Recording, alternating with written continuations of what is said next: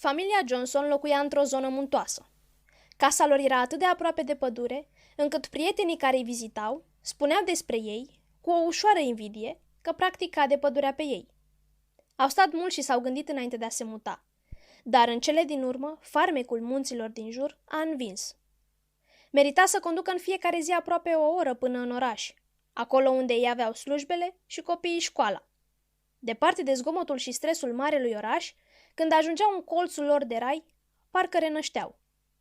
Poate că ar fi trebuit să fie mai atenți când au cumpărat casa, dar cum totul părea în regulă, au semnat în numai câteva zile actele și pe urmă s-au mutat în ea împreună cu cei doi băieți ai lor. Erau deja de câțiva ani buni acolo și totul intrase într-o rutină firească și cu atât mai plăcută.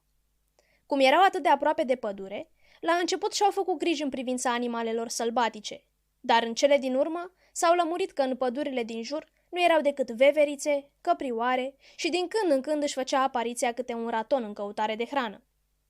În una din zile, când tatăl se întorcea cu mașina și cei doi copii spre casă, în dreptul unui pasaj de cale ferată, lui Tim, fratele mai mare, i s-a părut că vede ceva între liniile de cale ferată. L-a rugat pe tatăl său să oprească și după ce s-a asigurat că nu se apropie niciun tren, a verificat linia de cale ferată.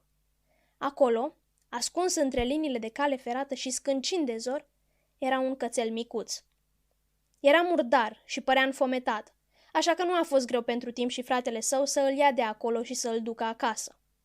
Au reușit să o convingă pe mama lor să îl adopte și în numai câteva zile au făcut un adăpost pe veranda casei și câinele a devenit pe neașteptate un nou membru al familiei.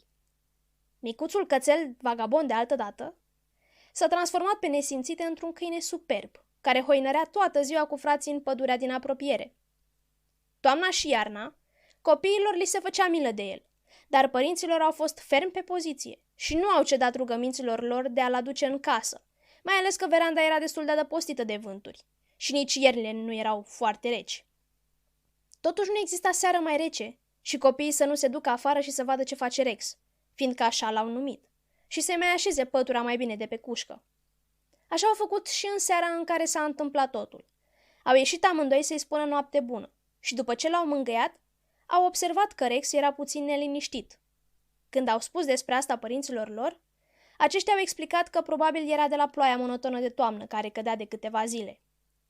Pe la miezul nopții, dintr-o dată l-au auzit pe Rex urlând prelung.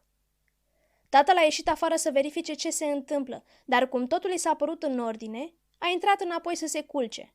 Și nici măcar faptul că Rex s-a agățat de pantalonii lui de pijama, ca și cum nu ar mai fi vrut să îl lase să intre, nu i s-a părut ciudat. N-au apucat să adoarmă, pentru că l-au auzit pe câine cum zgâria la ușă încercând să intre. Cum tonul l-au băgat în seamă, în cele din urmă câinele a sărit prin geamul de la verandă și a aterizat în mijlocul holului înconjurat de cioburi. Când l-au văzut așa de plin de sânge pe frunte și pe bot, părinții l-au pansat cum au putut și au hotărât să îl ducă la un veterinar în oraș. S-au îmbrăcat și pentru că nu puteau lăsa băieții singuri în casă, i-au luat și pe ei, pentru că erau la fel de îngrijorați. Veterinarul, trezit în toiul nopții, a consultat câinele și i-a liniștit. Câinele nu avea decât câteva răni minore pe care le-a dezinfectat și le-a pansat. I-au spus veterinarului și de comportamentul neobișnuit al câinelui, dar doctorul i-a liniștit și le-a spus că animalele, și în special câinii, au simțurile foarte bine dezvoltate și uneori percep semnale și sunete pe care oamenii nu le aud. Pe drumul de întoarcere, când au ajuns la pasajul de cale ferată unde l-au găsit pe Rex, au fost nevoiți să se oprească. Dincolo de pasaj, în valea unde fusese casa lor, nu se zărea decât un șuvoi de ape învolburate. Cum stăteau ei și priveau de parcă nu le venea să creadă ce se întâmplă, de ei s-a apropiat o mașină de poliție din care a coborât un polițist. Când l-au întrebat ce se întâmplă, acesta le-a spus că, cu 20 de kilometri mai sus, în munți, s-a rupt un dig de la ploile din ultimile zile. Șuvoaiele se scurgeau repede și în curând casa lor a început să se vadă de sub ape, iar când i-au arătat-o polițistului, acesta și-a făcut cruce. "Puteți zice că noaptea asta ați avut noroc cu carul," a spus polițistul. "Noaptea asta, norocul nostru s-a numit Rex," i-au răspuns ei polițistului și au explicat pe scurt ce s-a întâmplat. Pentru că aveau o asigurare foarte bună, și-au cumpărat o casă tot lângă pădure. Dar de data asta nu au mai luat de bune spusele agentului imobiliar, ci au cercetat cu atenție împrejurimile înainte de a se muta.